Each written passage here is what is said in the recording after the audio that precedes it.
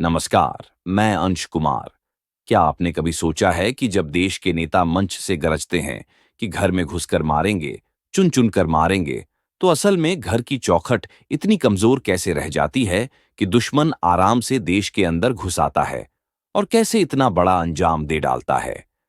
तो आज की हमारी रिपोर्ट में हम आपको दिखाएंगे वह सच जो शायद ही किसी चैनल ने इतने खुले तौर पर आपके सामने रखा हो। लेकिन उससे पहले अगर आप हमारे वीडियो को अभी तक देख रहे हैं, तो इस वीडियो को एक लाइक करके अपने प्यारे से चैनल को जरूर सब्सक्राइब कर लीजिए, क्योंकि मैं यहाँ पर ऐसी ही खबरें बताता हूँ जो शायद और किसी चैनल पर आपको देखने को मिले। तो प्लीज सब्सक्राइब कर लीजिए। दोस्तों, ये सिर्फ आपके 1 सेकंड का काम है, लेकिन इससे हमें बहुत बड़ी मदद मिलती है। तो चलिए वीडियो में आगे बढ़ते हैं। तो दोस्तों, मैं आपको बता दूं कि कश्मीर के पहलगाम में हुआ आतंकी हमला एक बार फिर सरकार की सुरक्षा व्यवस्था और खुफिया तंत्र की पोल खोल गया है।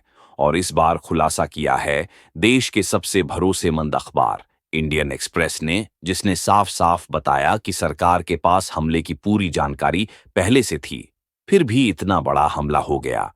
सोचिए, देश के गृह मंत्री अमित शाह बार बार टीवी पर आकर कहते हैं कि आतंकियों को चुन चुन कर मारेंगे।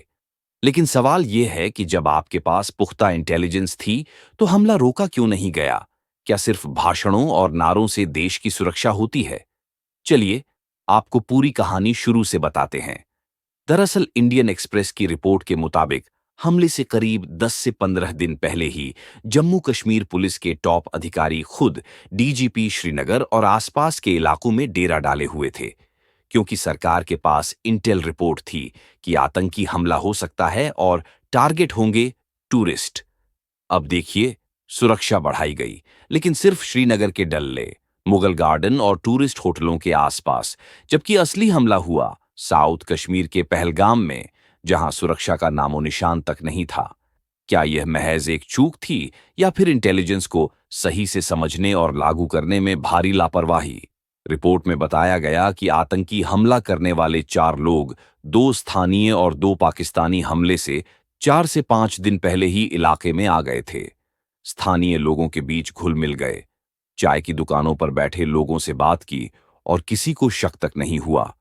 सोचिए, यह आतंकी इतने बेखौफ थे कि खुलेआम घूम रहे थे और हमारी पुलिस, हमारी सुरक्षा एजेंसियां बस श्रीनगर में ही सख्ती दिखा रही थीं।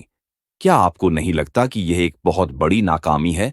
और सबसे बड़ी बात, जब हमले के बाद यह रिपोर्ट सामने आई, तो सरकार और गोदी मीडिया ने मिलकर इसे दबाने की पूरी कोशिश की, लेकिन सच छुपता नहीं है दोस्तों।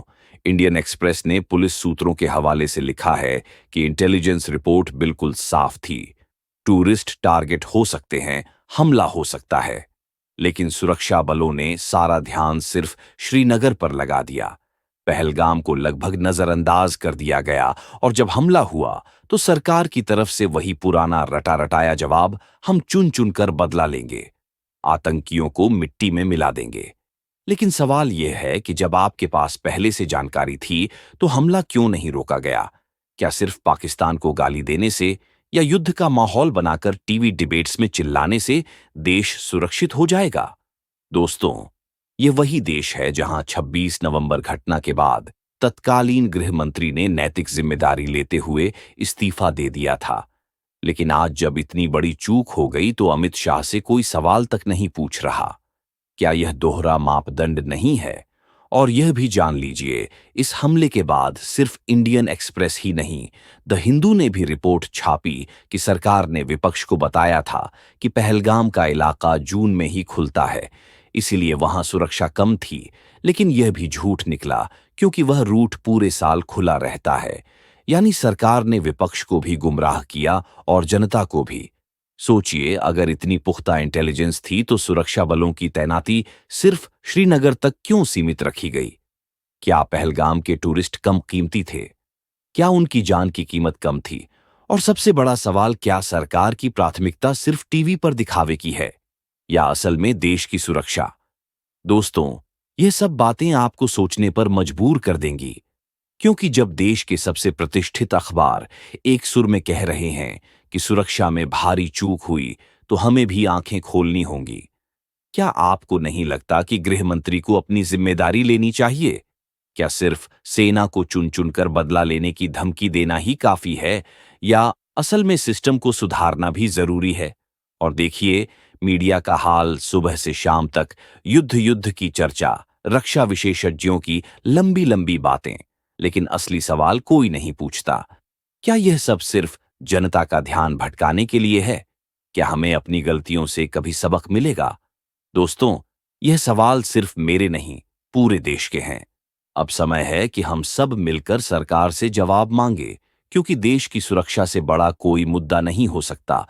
और कौन नहीं चाहता कि पीओके पर कब्जा हो जाए? कौन नहीं चाहता कि पाकिस्तान पर बहुत बड़ा एक्शन लिया जाए? यहीं तक मैं खुद कहता हूं कि चीन का अक्साई चीन भी कब्जा कर लिया जाए। लेकिन करें तो सही, बस चिल्लाने से थोड़ी होगा। अब आप बताइए कि ऐसे नेताओं पर आप क्या सोचते हैं? क्या गृह मंत्री को इस्तीफा देना चाहिए? क्या सरकार को अपनी नाकामी स्वीकार करनी चाहिए? कमेंट बॉक्स में अपनी राय जरूर लिखिए और इस वीडियो को अपने दोस्तों के साथ शेयर करें